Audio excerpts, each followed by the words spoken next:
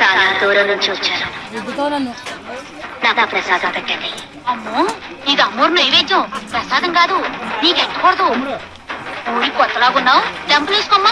అయ్యో బాగుంది. దూరం నుంచి వచ్చాను, ఆకలని అడిగితే లేదంటారేంటి? చూడమ్మా పెద్ద, అది అమ్మోరు నైవేద్యం. ఇది ఇంకా నా చేతిలోనే ఉందిగా. ఇది నైవేద్యం కాదు, తీసుకొని తిను.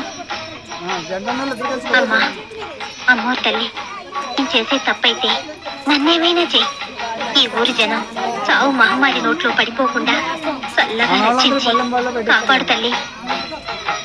తీసుకోమ్మా పెద్దావిడ, తీసుకో.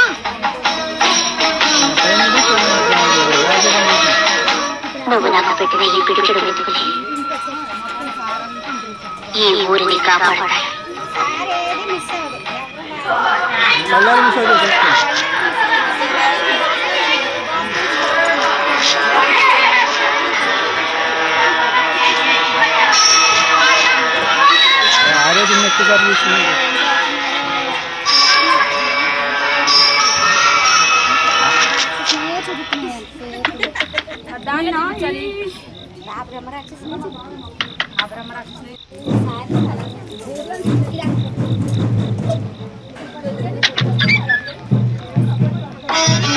నేనే నీ తలుపు కొట్టాను.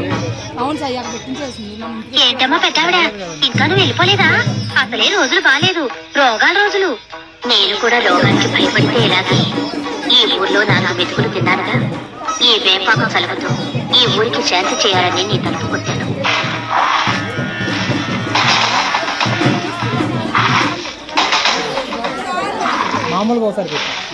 ఈ అర్ధరాత్రిపడి యాపాకు రావడం ఏంటి?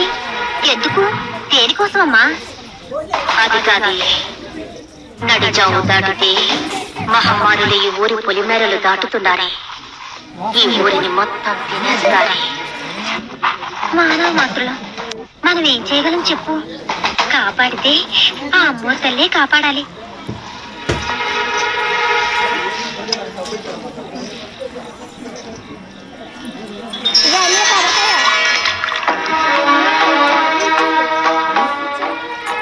చూడు, ఈ వేప నీళ్ళు ఈ ఊళ్ళో ప్రతి